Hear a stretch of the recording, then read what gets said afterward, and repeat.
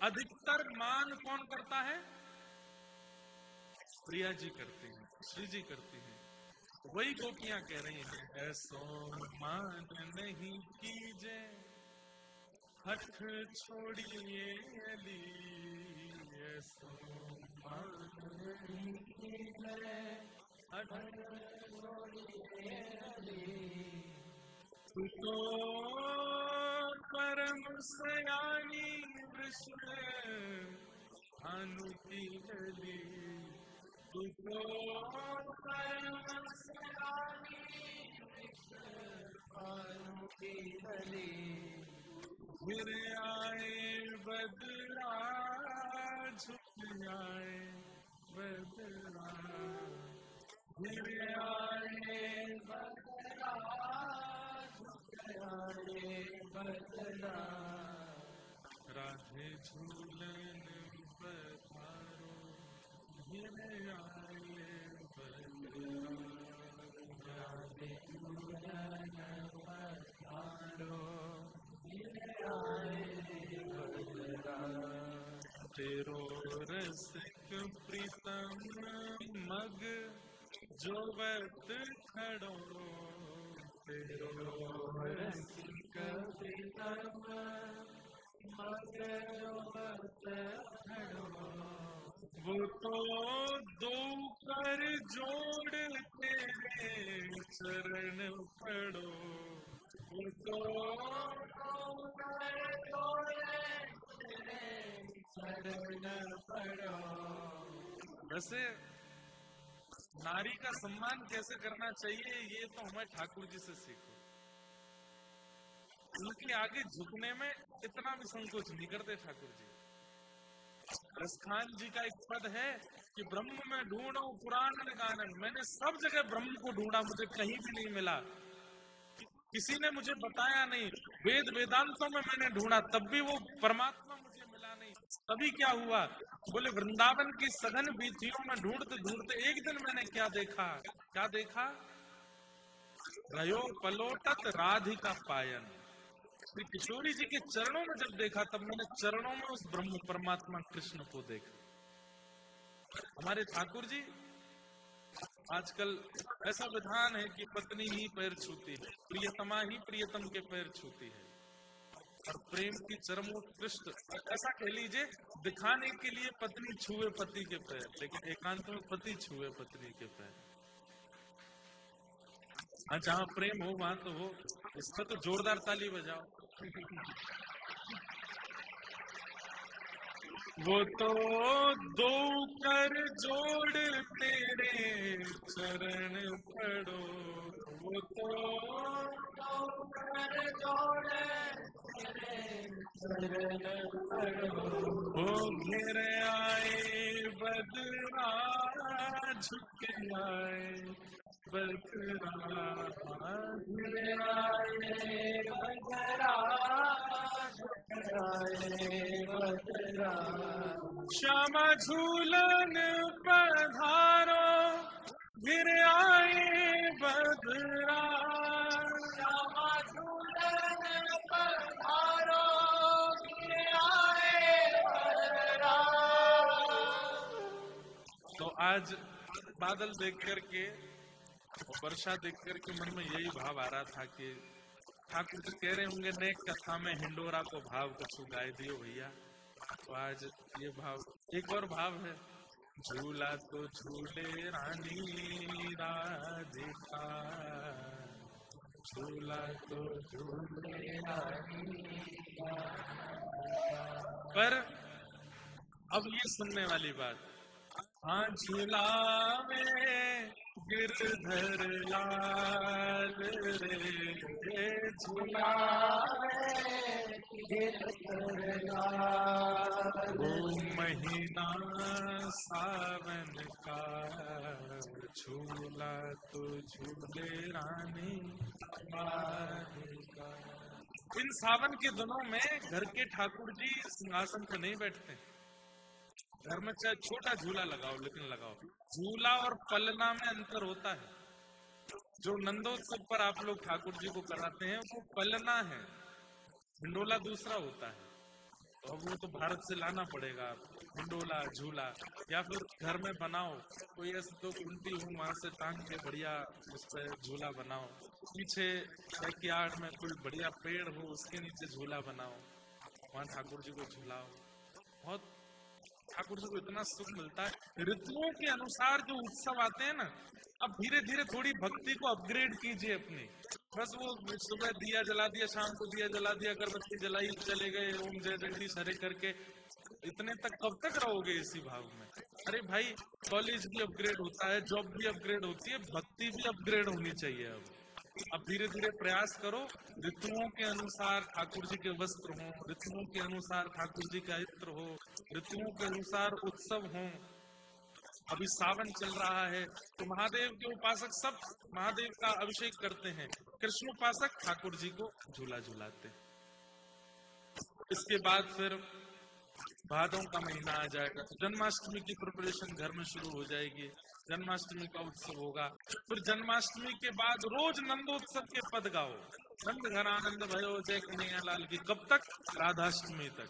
तो राधाष्टमी आवे तो श्री जी की अष्टमी मनाओ, ठाकुर जी उसमें आपके संग पार्टिसिपेट करें। फिर उसके बाद आ जाएंगे पितृपक्ष, पितरों के दिन आ जाएंगे, तो उसमें सांझी लीला होती है हमारे यहाँ। सांझी लीला में क्या होता है? पितृपक्ष में कोई उत्सव नहीं होता, तो किशोरी जी और ठाकुर जी दोनों मिल नहीं पाते। किशोरी जी बरसाने रहती हैं, ठाकुर जी वृंदावन रहते हैं, तो सखियां सुंदर सुंदर रंगोलियां बनाती है, उसी को सांझी कहते हैं। सांझी बस वो पानी के ऊपर बनाई जाती है, पानी जल के ऊपर, एक पात्र में जल भर के उसके ऊपर सांझी बनाते हैं, और किशोरी जी को सखियां दिखा करके सुखी करते हैं। तो आप लोग रंगोली बनाओ पितृपक्ष में ठाकुर जी के सामने, और उसमें रोज नई नई लीलाएं बनाओ। करने वाले तो यहाँ 10% लोग ही हैं, लेकिन करो। उसके बाद नवरात्रि आ जाएगी, शरद का महीना, रास प्रारंभ हो जाएगा। रोज ठाकुर जी के आगे गोपी गीत का पाठ करो, जयते तेरेभितम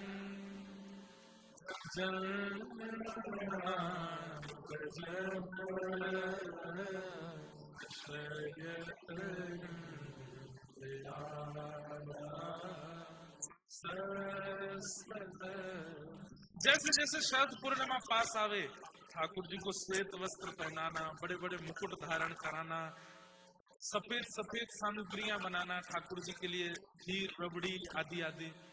और शरद पूर्णिमा की रात्रि को चंद्रमा की छांव में ठाकुर जी को, कोई लाइट नहीं, बस दिए जले हों, चंद्रमा की छांव और ठाकुर जी का रास ब्याह। यहाँ कनाडा में तो शांति भी इतनी बढ़िया से कर सकते हो आप लोग। कनाडा जैसी शांति भारत में मिल जाए कहीं कहीं शहरों में, तो इतना आनंद आ जाए, बस पूछो मत। पॉपुलेशन इतनी है, भारत की शांति हो नहीं पाती वहां पे।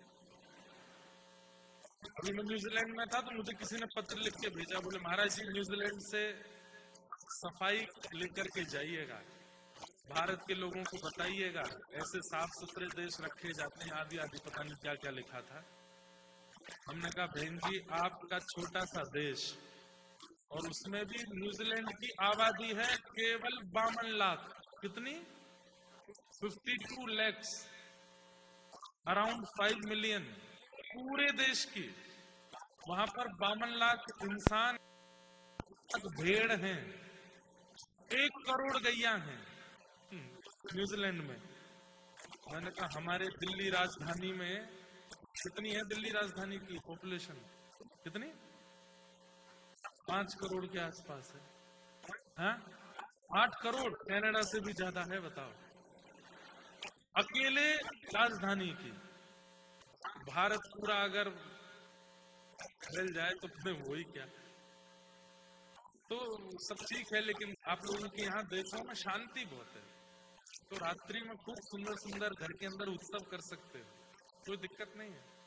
फिर उसके बाद आएगी गोपाष्टमी। गोपाष्टमी पर सुंदर सुंदर गैया लिया और ठाकुर जी के आगे ऐसे सुंदर गाय बना दो, वन का सुंदर एक बगीचा बना दो, ठाकुर जी गौचारण करने जा रहे हैं, ठाकुर जी का सुंदर उस दिन तिलक करो, आज लाला गैया चरावे जा रहा है। फिर उसके बाद आ जाएगी दीपावली, दीपावली के बाद आएगी गोवर्धन पूजा, ये सब ऋतुओं के अनुसार उत्सव चलते रहते हैं। तो धीरे धीरे अपनी भक्ति को अपग्रेड कीजिए। कब तक उसी स्थिति पर रहोगे? अब थोड़ा सा आगे ले जाइए अपनी स्थिति को।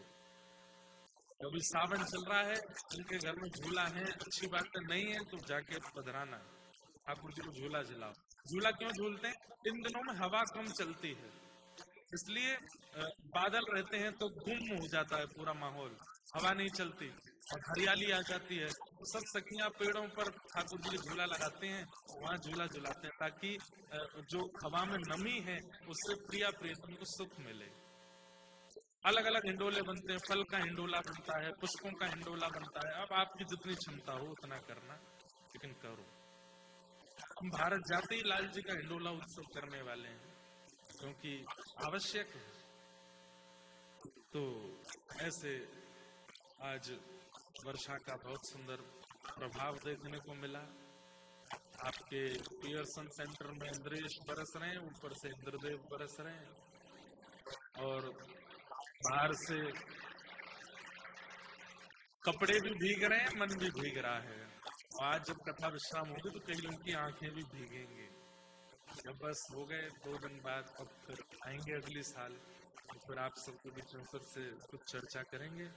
आज मेरे पास बहुत सारे पत्र आए और कम से कम 250 मैसेजेस मुझे वैसे मिल गए ऑनलाइन, लेकिन मैं पढ़ तो नहीं पाया हूँ सबको, झूठ क्यों बोलूं। लेकिन मैं कल फ्लाइट में करता ही क्या जाऊंगा, ये पढ़ता ही जाऊंगा और कहीं ना कहीं किसी न किसी कथा में आपको उत्तर मिल ही जाएगा। अच्छा, मैं आज एक बात बता रहा था कि हमारे लाल जी एक मिरेकल करते थे। जैसे इतनी सारी चिट्ठियां आई, भारत में तो इतनी आती हैं, तो हम क्या करते हैं, सबको पढ़ नहीं पाते, मैं लाल जी के आगे रख देता हूँ और उसका प्रभाव ये होता है कि अगले दिन की कथा ही ऐसी होती है कि उसमें सारे प्रश्नों के उत्तर आ जाते हैं। ये लाल जी कराते हैं ऐसा। तो मैं जितनी देर बैठा उतनी देर में 2 ही पर्चियां खोल पाया। इसमें एक आया है कि मैं सिख धर्म की होकर के श्री जी की, ठाकुर जी की सेवा करना चाहती हूँ, ऐसे परिवार में शादी करना चाहती हूँ। मैं ऐसा क्या करूं कि मैं इनकी हो जाऊं सदा के लिए। मुझे शादी का मोह तो नहीं है, पर माता पिता की खुशी के लिए क्या करूं। आपको जो सही लगे कृपा राह दिखाइए। आपकी भावना तो बहुत अच्छी है। आपने एक बात कही, सिख धर्म। देखो, जात पात पूछे नहीं को, हरि को भजे सो हरि को हो। जब दादर रहमान जैसे ठाकुर जी के हो सकते हैं, रसखान जैसे ठाकुर जी के हो सकते हैं, जब ताज बेगम ठाकुर जी की हो सकती है, तो सिख तो हम सब एक ही हैं, हमें कोई अंतर तो है नहीं। आप खूब प्रेम से ठाकुर जी का भजन करो और नित्य ठाकुर जी से प्रार्थना करो कि तथा सचा हम परिवोडु काम। ये श्लोक है, जो ब्याह ठ्याए अभी नहीं है, जिनका ब्याह होने वाला है, श्लोक याद कर लेना। तथा सचा हम परिवोडु काम, समान शीला ग्रह में दधेनुम।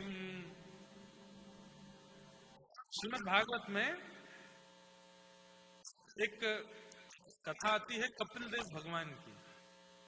कपिल भगवान के जो पिताजी हैं और माँ हैं, आपकी माँ देवभूति और पिताजी कर्दम ऋषि। तो कर्दम ऋषि ने 1000 साल तक तपस्या की।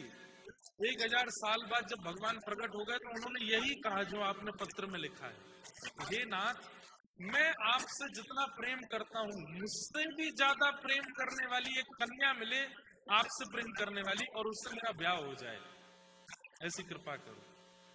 वो कहते हैं ठाकुर जी इतने प्रसन्न हो गए, वाह, तुमने 1000 साल की तपस्या के बाद ये मांगा, मेरे चरण नहीं मांगे, मुझे नहीं मांगा, मेरी भक्ति नहीं मांगी, मेरा भजन करने वाली, आपसे ज्यादा मुझसे प्रेम करने वाली एक पत्नी मांगी। क्यों? मैं आ तो क्या, मुझे ही मांग लेते, भक्ति करके क्या? बोले नहीं नाथ, आप तो चले जाओगे, फिर हम दोनों दंपति अपने संसार का निर्वहन करते हुए आपका जब भजन करेंगे और आपके भक्त बालकों को जन्म देंगे, उसमें हमारा सार्थक जीवन होगा। कृपा करके ऐसी कन्या दो जो मुझसे भी ज्यादा आपसे प्रेम करती हो। भगवान ने उनसे कहा कि पृथ्वी के सबसे पहले मानव जिनका नाम है स्वयंभू मनु, उनकी बेटी देवहूति से आपका ब्याह होगा और वो आपसे भी ज्यादा मुझसे प्रेम करती है। तो कर्दम ऋषि बड़े प्रसन्न हो गए। जाते जाते भगवान बोले, एक वरदान मुझे अपनी तरफ से देने का मन हो रहा है। कर्दम ऋषि बोले, क्या? बोले, एक वरदान तो आपने मांगा, वो मैंने दे दिया। एक मैं अपनी तरफ से देता हूं कि आपके यहाँ संतान बन के मैं ही आऊंगा, मैं आपके यहाँ पुत्र बन के आऊंगा। तो ये जो आपने इच्छा प्रकट की है कि ऐसे परिवार में मेरी शादी हो जो श्री जी के समीप ले जाएं, जो ठाकुर जी की सेवा करावें, इसके लिए श्री जी से नित्य प्रार्थना करो और निश्चित ऐसा परिवार मिलेगा। और फिर उसके बाद जो गोपाल जी आएंगे वो साक्षात ठाकुर जी ही आएंगे घर पे, और जो श्री जी आएंगी वो भी ठाकुर। अभी क्या होता है, आजकल लड़का लड़की ये देखते हैं लुक्स है कि नहीं, सुंदर है कि नहीं, कितने डॉलर कमा लेता है, कहाँ जॉब कर रहा है, कौन सी गाड़ी है, और यहाँ पे कुछ एडिशनल चीजें और देखते हैं, पीआर है कि नहीं, सिटीजनशिप आ गई कि नहीं आई, तो फिर उससे विभाग की योजना। बाकी सब चीजों को छोड़ो, एक चीज देखो, कथा सुनता है कि नहीं, उसकी प्लेलिस्ट चेक किया करो।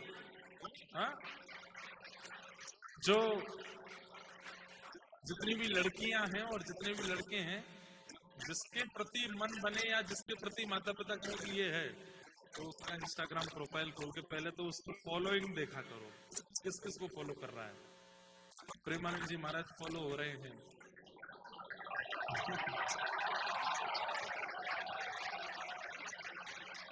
भक्ति पथ फॉलो हो रहा है, उसी समय फोन करो, बंद मास को मुझे रिश्ता मंजूर करा दो। क्या शेयर करता है, स्टोरीज में क्या डालता, आजकल भाई सोशल मीडिया का जमाना, वही देखना पड़ेगा। जब मिले तो फोन थोड़ा सा देखा ना, जरा YouTube पे जाके देखो लास्ट वॉच क्या था।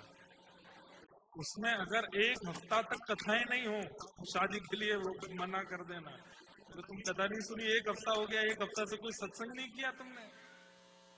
और यदि इन भावों में रहने वाला वो लड़का है या लड़की है, तो हो सकता है डॉलर कमाने में थोड़ा आपको स्ट्रगल करना पड़े, घर बनाने में स्ट्रगल करना पड़े, पीआर लेने में स्ट्रगल करना पड़े, और जीवन जीने में स्ट्रगल नहीं करना पड़ेगा। बड़ा प्रसन्नता से सब जीवन निकलेगा।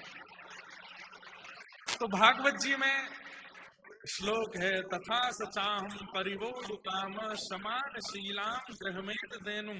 पूरा श्लोक बता देता हूं, याद कर लेना।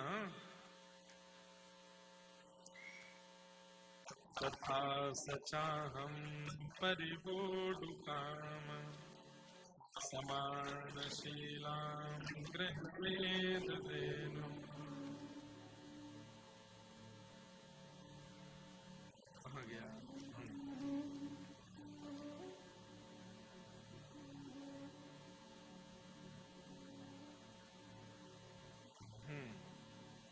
तथा सचाहम परिवोढु काम समान शीलाम गृहमेत देनुम। उपेवान्मूलमशेषमूलम दुराशयः कामगुणान्नृपश्य। ये श्लोक याद करके रोज ठाकुर जी के आगे बोलो। वैसे तो इसमें पत्नी के लिए है, लेकिन बहनें बोलेंगी तो पति भी अनुकूल तो मिल ही जाएगा। तो जिन लोगों को वैष्णव चाहिए जीवन साथी, वो इस श्लोक बोल करके ठाकुर जी को प्रार्थना कर सकते हैं, पुष्प अर्पित कर सकते हैं, भोग अर्पित कर सकते हैं। तो ठाकुर जी को भी पता चल जाएगा कि जैसे शादी.com पे लोग बाग अपना डाल देते हैं, मैट्रिमोनियल साइट्स पे डाल देते हैं कि हमने ये डिग्रीज कर रखी हैं, फिर वहां कोई ना कोई आपको ढूंढ के आ जाता है। ऐसे ही इस श्लोक के द्वारा अपना मैट्रिमोनियल ठाकुर जी को दे दो कि नाथ, मैं कंठी पहनता हूँ, एकादशी व्रत करता हूँ, कथा सुनता हूँ, कनाडा में रह करके भी सारे नियमों का पालन करता हूँ। अब आप ही ढूंढ के किसी न किसी को मेरे पास भेज देना, तो ठाकुर जी ही योजना बना के किसी को भेजेंगे आपके पास, इसलिए ये कर सकते हैं। दूसरी पर्ची जो हम खोल पाए उसमें मेरी दादी, पिताजी, भाई, हमारी चिड़िया और खासकर मेरी माँ आपकी बहुत बड़ी फैन है, चिड़िया भी फैन है कि घर पर 24 घंटे में से 20 घंटे आपकी कथा चलती है। वाह! मैं 5 साल पहले कनाडा आई थी और भगवान की कृपा से नौकरी, घर, हमारा और जीवन साथी सब मिल गए। वाह! और नवंबर में शादी भी है। अच्छा, अभी तक सब कुछ गो विद द फ्लो से चल रहा है, पर कभी कभी लाइफ के इस प्लेस में इमोशनल ओवरवेल्म्ड, दुखी, कभी बहुत खुश हो जाती हूँ। महाराज जी बस एक बार कह दीजिए कि सब ठीक रहेगा। नहीं रहेगा। सुनो सुनो सुनो सुनो, इस संसार में आने वाला व्यक्ति कोई है ही नहीं, उसको हम झूठी संपत्ति क्यों दें कि सब बढ़िया रहेगा। दुखालयम शाश्वतम, इस संसार का नाम है दुखालय। मैं मंच पर बैठा हूं, मेरा सब कुछ बढ़िया चलेगा, ऐसा हो नहीं सकता। या सबके जीवन में दुख आता है। ये मत पूछिए कि महाराज जी कह दो कि सब ठीक रहेगा। आपको कहना चाहिए था कि महाराज जी ठाकुर जी से कहना हमको बल दें, हर परिस्थिति से जूझ पाए, क्योंकि परिस्थिति तो आएगी। ये तो आपने ऐसी बात कह दी कि आपने कॉलेज में दाखिला लेकर के प्रिंसिपल को लेटर लिख के दिया कि मेरा एग्जाम मत लेना, सीधी डिग्री दे देना। स्कूल में जाकर के टीचर को कह दिया कि कभी टेस्ट मत लेना, सीधा पास करके अपग्रेड कर देना दूसरी क्लास में। ऐसा कैसे हो जाएगा? एग्जामिनेशंस तो होंगे, और ये लाइफ के जो फेज आते हैं जिनसे हम घबरा जाते हैं, वही है एग्जामिनेशन। लेकिन हमारे इंडिया में, आपके यहाँ क्या होता है पता नहीं, हमारे इंडिया में क्या होता है, एक्स्ट्रा क्लासेस और एक्स्ट्रा बुक्स मिलती हैं। जैसे बच्चों के बोर्ड के एग्जाम होते हैं 10th क्लास में, 12th क्लास में, तो CBSE बोर्ड्स की कुछ एक्स्ट्रा बुक्स मिलती हैं जो एग्जाम की प्रिपरेशन कराते हैं। ऐसे एग्जाम्स के प्रिपरेशन के 12th क्लास की शीट्स मिलती हैं, बाजार में मिलती हैं, बच्चे उन पर प्रैक्टिस करते हैं अपने एग्जाम्स को क्लियर करने की। जो लोग IAS की तैयारी करते हैं वो लोग भी एग्जाम्स के ऐसे प्रिपरेशन करते रहते हैं। ऐसे ही ये कथाएं जो हैं, ये सत्संग जो है, ये प्रिपरेशन, ये एक प्रकार से आपका ट्यूशन है। यहाँ सावधानी से बैठ करके और सुना होगा, और नित्य ही विशेष विशेष महापुरुषों के जिनकी बातें सुनकर के कृष्ण प्रिय लगते हैं, जिनकी बातें सुन के संसार के दुख कम लगते हैं, ऐसे लोगों का सत्संग नित्य सुनते हो तो आपकी प्रिपरेशन अच्छी रहेगी। फिर लाइफ की सिचुएशन कितनी भी भयावह हो जाए, घबराओगे नहीं आप। तो इसलिए कभी भी ठाकुर जी से ये मत कहिए कि नाथ सब कुछ अच्छा रहे। ठाकुर जी से सदैव ये कहना, मेरे जीवन में जो भी स्थिति आवे नाथ, मेरे कर्मानुसार बस मुझे लड़ने का बल देना, मुझे जूझने की ताकत देना। इसका सबसे बड़ा प्रमाण अर्जुन भगवान से सीधा कह देता कि आप मेरे मित्र हो, एक काम नहीं करोगे मेरा? बोले क्या आप भगवान हो? चुटकी बजाओ, महाभारत युद्ध खत्म कर दो। ठाकुर जी के कर नहीं सकते? कर तुम अकर्तुम अन्यथा कर्तुम समर्थ परमेश्वर, सब कर सकते हैं। लेकिन भगवान ने चुटकी नहीं बजाई, भगवान ने शस्त्र नहीं उठाए। अर्जुन से कहा अपना गांडीव धनुष उठा, बाण संधान कर और युद्ध कर। वो युद्ध क्या है? वो वही युद्ध है जो हम सब लोग अपने जीवन में रोज फेस करते हैं। कभी जॉब्स को लेके, कभी परिवार के विवादों को लेके, कभी शारीरिक पीड़ाओं को लेके, कभी मानसिक पीड़ाओं को लेके, हम सब महाभारती तो कर रहे हैं। और हम कहते क्या है? अर्जुन नहीं बन पाते, हम ठाकुर जी से प्रार्थना करते हैं ये ठीक कर दो ना, इससे हमको निकाल दो ना। भगवान कहते हैं भाई अर्जुन बन, युद्ध कर। हाँ, मेरी शरण में रहकर के युद्ध कर, राह में दिखाता रहूंगा। बताता रहूंगा, निकलना तुझे खुद पड़ेगा इस स्थिति से। इसलिए कभी ये बात मत कहना कि आप कह दो सब ठीक हो जाए, कुछ ठीक नहीं होगा। जूझना पड़ेगा, लड़ना पड़ेगा, हर परिस्थिति से जूझ करके आगे बढ़ना पड़ेगा। इसलिए ये भाव आज आया था, तो आप पूरा नहीं मान जाना जिन्होंने क्योंकि बताओ महाराज जी ने कह दिया कुछ अच्छा नहीं होगा। तो संसार है, यहाँ पर सबके जीवन में दुख आते हैं। हमारे पूज्य पिताजी महाराज एक पंक्ति गाते थे कथा में, आज एक्स्ट्रा चेयर लगी है, पता है क्यों? आने वाले हैं, उनकी हिंदू सभा मंदिर में कथा चल रही है, थोड़ी बहुत देर में आएंगे, उनका भी भाव हम लोग थोड़ा सुनेंगे कुछ।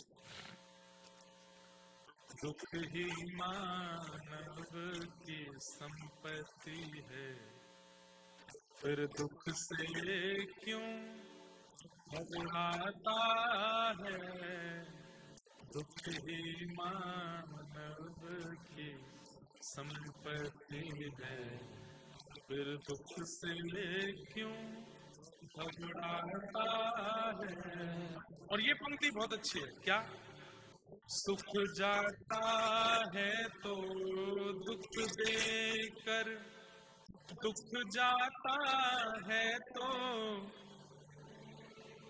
सब जानते हैं, दुख जाता है तो सुख देकर, सुख जाता है तो दुख देकर, सुख देकर जाने वाले से ये मानव क्यों घबराता है। सुख देकर जाने वाले से ये मानव क्यों घबराता। अरे कोई रिश्तेदार आपके घर आ जाए, 3-4 दिन तो आपसे खूब आलू के पराठे बनवावे, खूब आपसे मेहनत करवावे। अच्छा एक चीज तो है, कनाडा अमेरिका के लोगों को भोजन बनाने में बहुत कष्ट होता है, ऐसा मैंने देखा है। जैसे ही पता चल जाए कहीं कार्यक्रम है वहां फ्री का भोजन है तो जल्दी भागते हैं और पैक और करवा के ले आते हैं कि घर पर बनाना नहीं पड़ेगा, जो है उनको खवा देंगे। ऐसा मैंने देखा है, अब शायद हो सकता बदल गया हो, पहले तो बहुत देखा है। तो कोई घर पर मेहमान आवे और जाते समय आपके घर के बच्चों को बढ़िया $200 दे करके जावे, उस आदमी को आप क्यों नहीं चाहोगे कि दोबारा आवे? अगली बार कब आओगे पूछते हो ना। ये दुख भी तो ऐसा ही है, भले ही आता है तो तोड़ देता है आपको, लेकिन जाते समय सुख दे करके जाता है। सुख देकर जाने वाले से ये मानव क्यों घबराता है।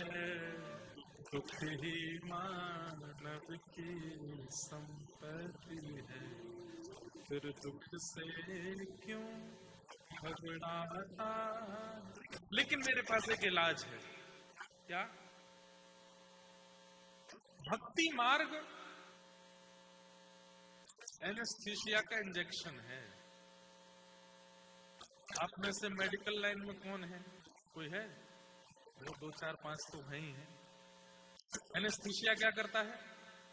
सुन्न कर देता है, नम कर देता है। जिस जगह लगा दो उस जगह पर काट भी दो तो पता नहीं चलेगा, नस भी कटेगी, मांस भी कटेगा, हड्डी भी कटेगी, त्वचा भी फटेगी, खून भी निकलेगा, लेकिन दर्द नहीं होगा। ठीक वैसे ही भक्ति मार्ग कैसा है? एनेस्थीसिया का इंजेक्शन है।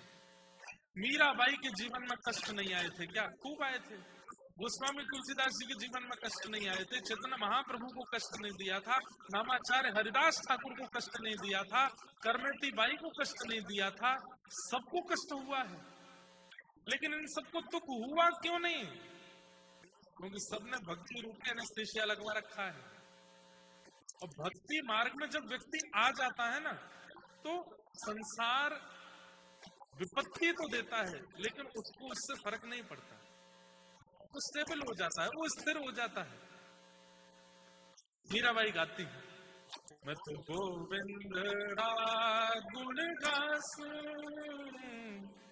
राणा जी रूठे तो मने खाए कर से। मैं तो गोविंद रा गुण गासूं, राणा जी रूठे तो मने खाए। राम नाम रा जहाज चला स्या, राम नाम रा जहाज चला स्या। मैं तो भव सागर तर जासूं, मैं तो भव सागर तर जासूं। मैं तो गोविंद रा गुण गासूं, राणा जी रूठे तो मने खाए कर से। मैं तो गोविंद रा गुण गासूं, राणा जी रूठे तो मने खाए।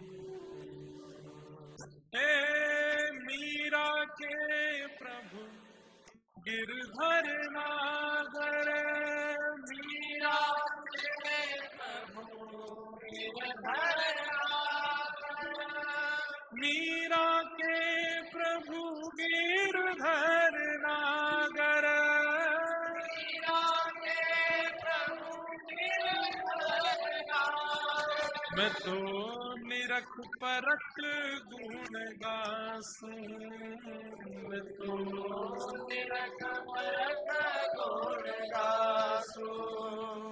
मैं तो गोविंद रा गुण गासूं,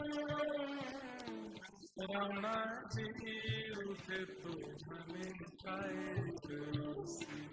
मैं तो गोविंद रा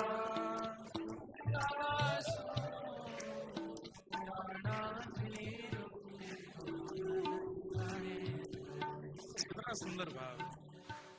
अरे ये संसार रूठेगा तो ज्यादा से ज्यादा क्या होगा, संबंध कम होंगे, लेकिन संसार बनाने वाला रूठ गया तो कहां जाएंगे हम। वास्तव में जो दुख संसार का है वो दुख हमें तब तक ही लगता है जब तक हम कृष्णाश्रित नहीं होते। कृष्णाश्रित व्यक्ति के लिए ये संसार के दुख दुख नहीं होते। उसका दुख क्या है पता है? बताओ, हरी चर्चा 2 ही दिन की हो रही थी, आज बारिश हो गई, हम पहुंच ही नहीं पाए, कई लोग आ ही नहीं पाए, आज घर ही रह गए। ये उनके लिए इतना बड़ा विषाद बन गया कि वो रो रो के परेशान। कोई यूएस में है, अब इतने फोन आए कि आप यूएस आ जाइए। मैंने कहा तुम कनाडा से यूएस से यहाँ आ जाओ। कितने लोग आए हैं यूएस से यहाँ पे, देखो कितने सारे लोग आए हैं, ये यूएस से कथा सुनने आए हैं।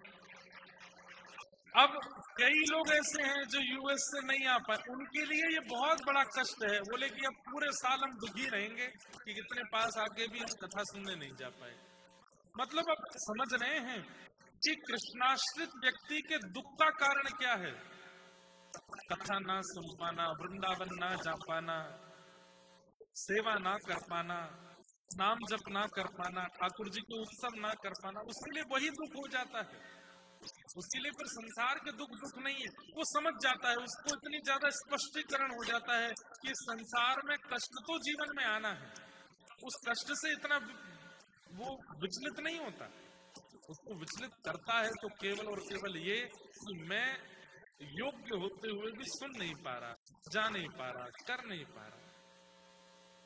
विपदो नैव विपदः संपदो नैव संपद, विपद विस्मरणम विष्णु संपद नारायण स्मृति। एक हरिपाल नाम के भक्त की कथा है, ध्यान से सुनना। एक हरिपाल नाम के भक्त हुए, उन्होंने अपने माता पिता से कह दिया कि मैं विवाह नहीं करूंगा। माता पिता ने कहा जीवन भर ऐसे ही रहोगे? बोले कि हाँ, मैं विवाह करूंगा तो ऐसी कन्या से करूंगा जो भगवत परायण हो, खूब भजन करते, कीर्तन करते, कथा सुनते, संपन्न परिवार से थे हरिपाल जी। वही बात है ना, ठाकुर जी ढूंढ के लाते हैं फिर ऐसों के लिए। एक पास के गांव में एक और संपन्न परिवार की बेटी थी, उसने अपने माता पिता से कहा कि मैं उसी लड़के से शादी करूंगी जो रोज 1000 महात्माओं को भोजन कराता हूँ, रोज 1000 वैष्णवों की सेवा करता हूँ। किसी ने ये बात जाके हरपाल जी को, तेरे लायक लड़की मिल गई है। बोले कहाँ?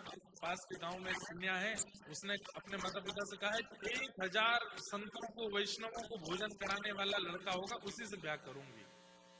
हरपाल जी बोले तो बहुत बढ़िया है, अब आप घर पर बात करके हमारा ब्याह कराओ।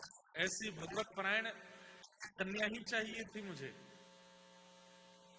हरपाल जी का ब्याह हो गया। पत्नी ने पहले दिन ही कह दिया था कि शर्त याद है? बोले कि बिल्कुल याद है, आप निश्चिंत रहो। ब्याह के अगले दिन से ही 1000 संतों का भोजन बनता है और आसपास के राहगीर और यात्रा में जाने वाले संतों को बुलाते थे, प्रेम से पाओ। करते करते करते करते करते करते 10 साल बीत गए। हरपाल जी कोई काम नहीं करते थे, परिवार के पुस्तों ने जो जमा करके रखी थी पूंजी, उसी से ही सेवा कर रहे थे संतों की। 10-11 साल में स्थिति हो गई कि जो धन था वो घटने लगा और आप उधार लेने लगे। बाजार में जाके उधार दे दीजिए, क्यों? संत सेवा करनी। एक समय ऐसा आया कि अब उनको उधार देना भी बंद हो गया, क्यों? पुराना चुकाया ही नहीं था।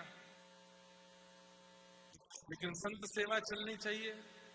पत्नी से बोले देवी घर में सारा धन खर्च हो गया है, उधार भी इतना हो गया कि अब हमको कोई उधार नहीं दे रहा।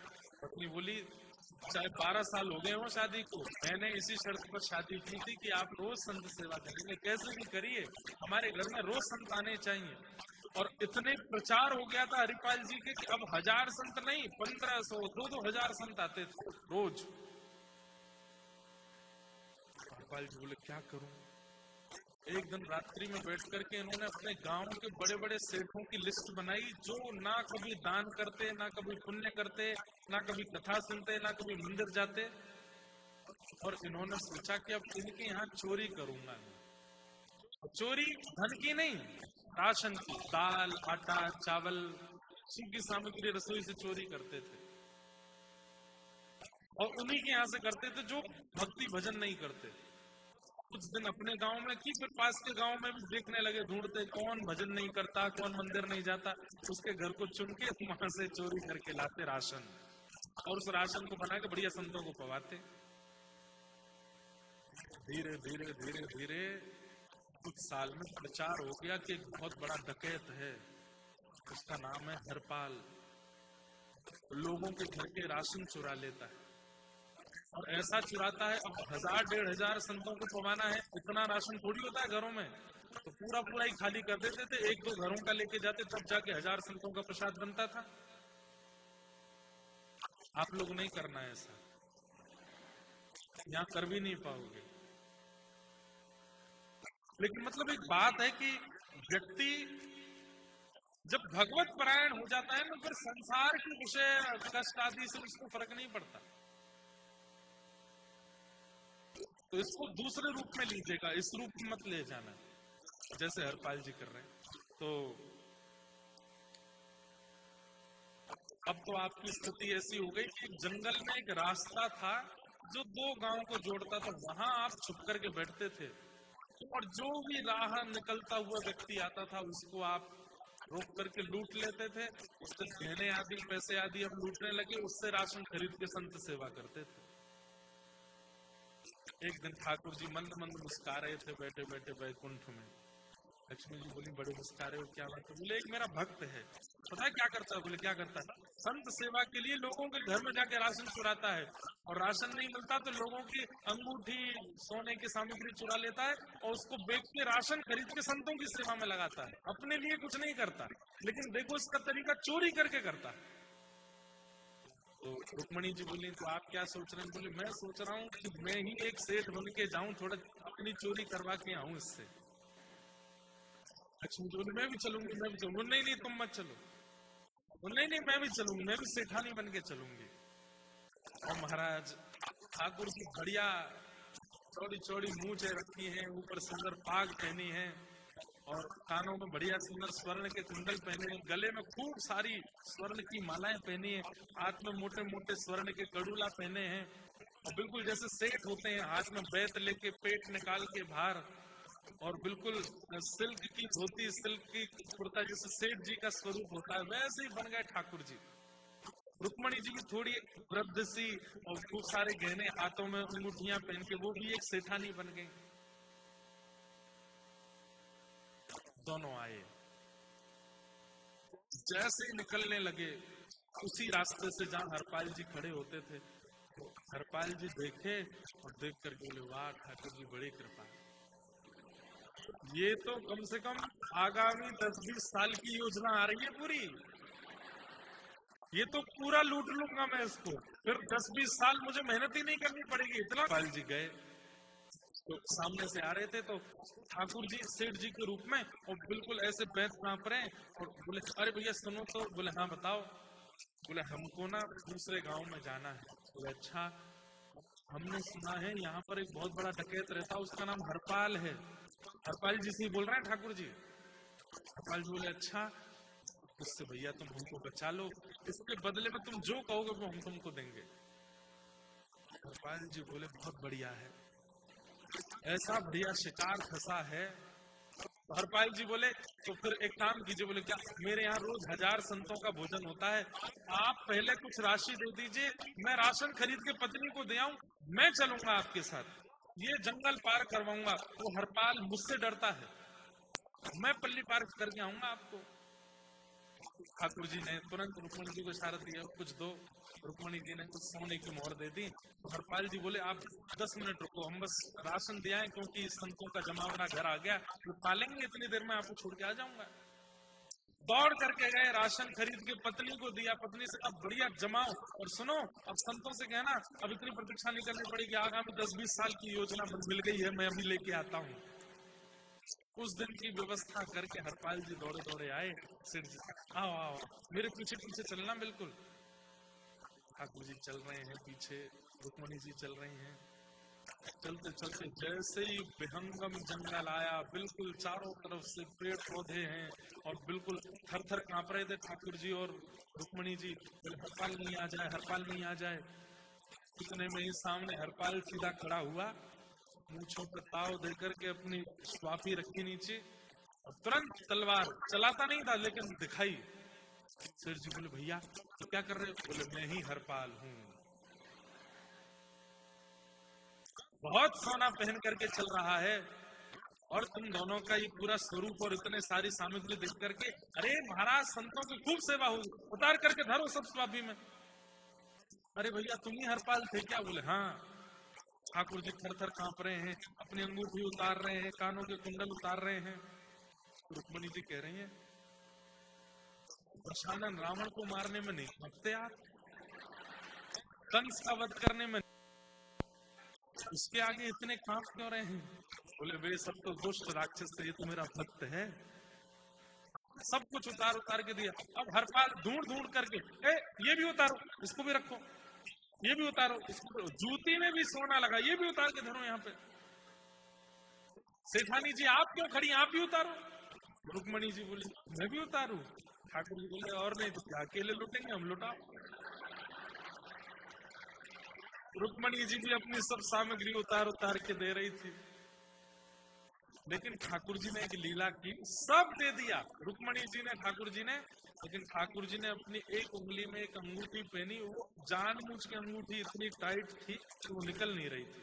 ठाकुर जी ऐसे हाथ छुपा कर, भैया हमने सब दे दिया, अब हमको छोड़ दो, कुछ रह तो नहीं गया? बोले नहीं रह गया। दिखाओ तो जरा अपने हाथ आगे करो। ठाकुर जी ने ऐसे हाथ आगे, बोले अंगूठी क्यों नहीं उतारी है? बोले भैया ये बहुत बहुत कड़ी है, निकल ही नहीं रही है, देखो। हरपाल निकालने लगा, खूब जोर जोर से खींचे। तो हरपाल जी बोले अंगूठी नहीं छोड़ूंगा मैं, क्योंकि कम से कम इतना धन है कि 1 साल की सेवा तो इसी से हो जाएगी। कहाँ है मेरी चक्कू, कहाँ है? चक्कू लेकर के ठाकुर जी की उंगली काटने की स्थिति में जब आया, शंख चक्र गदा पद्म धारण करके ठाकुर जी प्रकट हो गए, और रुक्मणी जी अपने रूप में प्रकट हो गई। ठाकुर जी ने हरपाल जी को हृदय से लगाया। हरपाल जी तो घबरा गए जब ठाकुर जी को देखा। इतनी देर से आपको लूट रहा था मैं। अरे ये तो बहुत बड़ा अपराध हो गया। मेरे नाथ, मेरे स्वामी, मेरे सर्वस्व, मेरे परमात्मा मेरे सामने आ गए और मैं लूटने में व्यस्त था। नाथ, मुझसे बहुत बड़ा अपराध हो गया। चरणों में गिर गए। ठाकुर जी ने उठा के हृदय से लगाया, बोले तुमने कुछ अपराध नहीं। अरे मैंने कितनों की चोरी की, मैंने कितनों के गलत किया, आज मैंने आपको लूट लिया, इससे बुरा मैं और क्या करूंगा। ठाकुर जी ने कहा, उद्देश्य अपना नहीं था तुम्हारा, उद्देश्य संत सेवा, वैष्णव सेवा, मेरे जनों की सेवा थी, इसलिए उसमें दोष नहीं लगता। और तुमने उन लोगों का धन चुराया जो कभी भजन नहीं करते, जो कभी कथा नहीं सुनते, कभी मंदिर नहीं जाते। अरे हरपाल, तुमने उनकी चोरी करके संत सेवा करा के, बल्कि उनके धन से उनका ही उद्धार कर दिया। वे सब वैकुंठ जाएंगे तुम्हारे कारण। क्यों? उनका धन तो कभी सेवा में लगा नहीं, तुमने लगाया। देख करके बड़े राजी हो रहे हैं। हरपाल जी बोले, नाथ मुझे दर्शन दे दिया आपने, लेकिन जिसकी कृपा से आज मुझे आपके दर्शन हुए, मेरी पत्नी जिसने नियम लिया था, उसको तो दर्शन दो। ठाकुर जी बोले, ठीक है हम चलते। और दोनों लाली लाला बन गए, रुक्मणी जी और ठाकुर जी, और गोद में बैठ करके गए। और वहाँ उनकी पत्नी ने हरपाल जी की गोद में दोनों बालकों को देख के पूछा, ये दोनों कौन हैं? बोले कि दिव्य दृष्टि से देखो तो प्रणाम करते हुए देखा तो साक्षात भगवान ही गोदी में बैठ करके आए थे। हरपाल जी और उनकी पत्नी दोनों पर कृपा करके ठाकुर जी अपने संग ले गए। अब इससे चोरी मत सीखना, इससे गलत मत सीखना, पर इससे ये चीज सीखना कि हमारा उद्देश्य क्या है। कई लोग ऐसे हैं संसार में, वो सुबह उठते ही केवल इसलिए हैं कि मुझे खुद को खिलाना है, खुद को ठीक रखना है, खुद को संवारना है, खुद के लिए ये करना। खुद जब तक ये चलेगा आपको संसार के दुख सताते ही रहेंगे। जिस दिन आपका पूरा दिन ठाकुर जी के लिए अर्पित हो जाएगा, हम काम भी इसलिए कर रहे हैं कि धन कमा के इनकी सेवा कर सकें, हम जॉब भी इसलिए कर रहे हैं ताकि उससे मिलने वाले धन से हम ठाकुर जी आपका भवन बना सकें, हम ये सब कुछ इसलिए कर रहे हैं ताकि इन सबसे भारत जाने में कभी हमको रुकावट ना आवे, इतना धन इकट्ठा हो जाए, जब मन चाहे तब इंडिया चले जाएं, जब मन चाहे तब कथा सुन लें। ये सब नाथ हम इसलिए कर, मतलब आपका खाना पीना कमाना सब कुछ किसके लिए? ठाकुर जी के लिए। पर आपको संसार के दुख आएंगे भी तो पता नहीं चलेगा, संसार के विषाद होंगे भी तो भी पता नहीं चलेगा, सब मंगलमय हो जाएगा। सांवरियो है सेठ, सांवरियो है सेठ हमारी, राधा जी से खानी है, ये तो जाने दुनिया सारी है। सांवरियो है सेठ, सांवरियो है सेठ हमारी, राधा जी से खानी है। सांवरियो है सेठ। जब सेठ आपके ठाकुर जी हो जाएंगे, फिर संसार के कष्ट विषाद आएंगे भी जीवन में तो आपको परेशान नहीं करेंगे। भक्तिमती मीराबाई गाती हैं, उनका सब कुछ ठाकुर जी हैं। श्याम मने चाकर राखो जी, मुझे नौकरी दे दीजिए अपने यहाँ। क्यों? चाकर रहसूं बाग लगासूं, नित उठ दर्शन पासूं, वृंदावन री कुंज गलिन में हरि लीला गासूं, श्याम मने चाकर राखो जी, हरि जी मने चाकर राखो जी। वो तो सांवरा में मोर मुकुट बन जाऊं, वो तो सांवरा में मोर वो तो सांवरा में मोर मुकुट बन जाऊं, वो तो सांवरा में मुकुट बन जाऊं। अरे पैरने लागे सांवरो जे, पैरने लागे सांवरो, हाँ पैरने लागे सांवरो जे,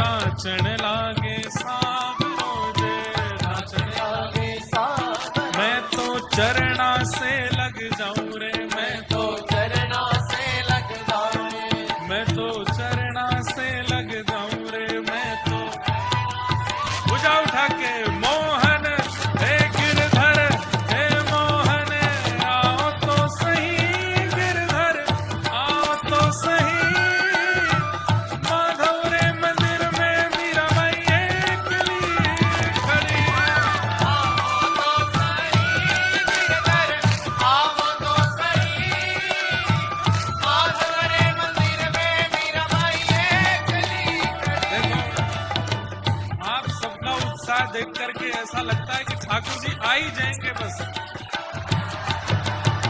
भैया पीछे वाले भी बैठे बैठे भुजा उठा के बुलाते रहो, हे मोहन, हे गिरधर, हे मोहन, आओ तो सही गिरधर, आओ तो सही। माधव रे मंदिर में मीराबाई अकेली खड़ी। आओ तो सही गिरधर, आओ तो सही। माधव रे मंदिर में मीराबाई अकेली खड़ी। हे क्यों तो सांवरा में ये जल यमुना बन जाऊं, एक हो तो सांवरा में जल यमुना बन जाऊं। हे क्यों तो सांवरा में जल यमुना बन जाऊं। एक हो तो सांवरा में जल यमुना बन जाऊं। अरे नावण लागे सांवरो जे, नावण लागे सांवरो जे, नावण लागे सांवरो जे। लागे सांवरो मैं तो अंग अंग लग जाऊं रे, मैं तो मैं तो अंग अंग लग जाऊं रे, मैं तो। हे मोहन, हे गिरधर, हे मोहन, आओ तो सही गिरधर, आओ तो सही। माधव रे मंदिर में मीराबाई अकेली खड़ी। आओ तो सही गिरधर, आओ तो सही। माधव रे मंदिर में मीराबाई अकेली खड़ी। हे मोहन, आओ तो सही गिरधर, आओ तो सही। माधव रे मंदिर में मीराबाई अकेली खड़ी। आओ तो सही गिरधर, आओ तो सही। माधव रे मंदिर में मीराबाई श्री राधा वल्लभ लाल की।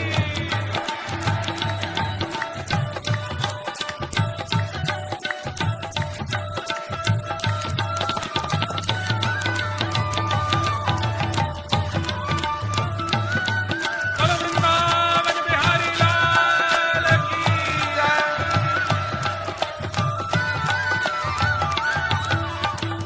और हे नाथ आप बोलिए तो सही, जो बोलेंगे वो बन जाएंगे हम। मीराबाई कह रही हैं, हे के वो तो सांवरा में काजरिया बन जाऊं। हे के वो तो सांवरा में हाजरिया बन जाऊं। हे के वो तो सांवरा में काजरिया बन जाऊं। एक हो तो सांवरा में हाजरिया बन जाऊं। अरे नैन लगावे सांवरो जे, नैन लगावे सांवरों में नैन लगावे सांवरो जे।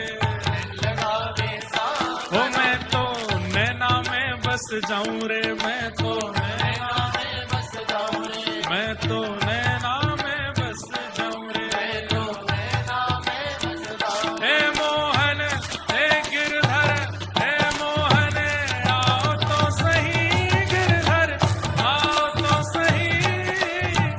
माधव रे मंदिर में मीराबाई अकेली खड़ी। मोहन आओ तो सही गिरधर, आओ तो सही।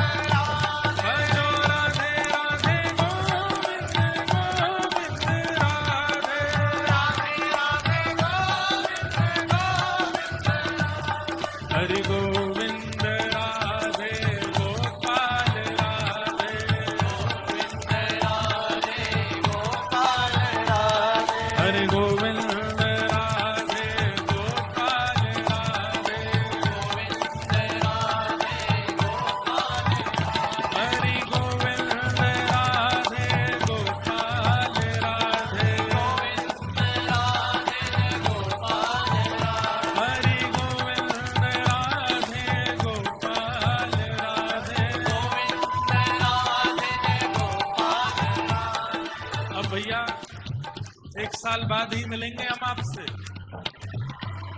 इसलिए भुजा उठा के आज खूब नाच लो, गा लो खूब प्रेम से।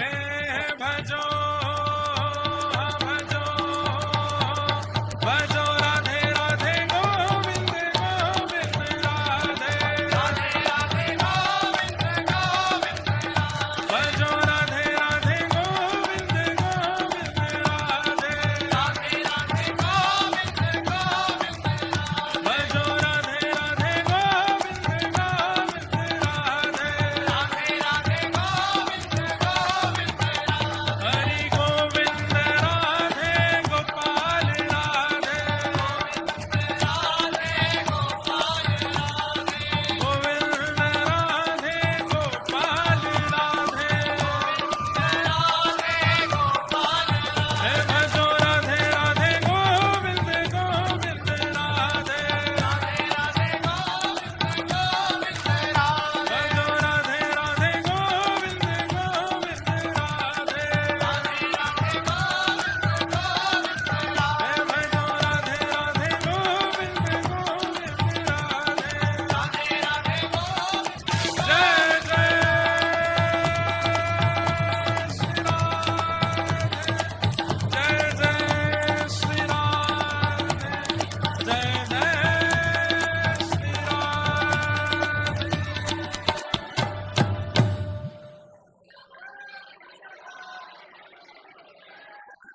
बैठ जाओ सब लोग बैठो।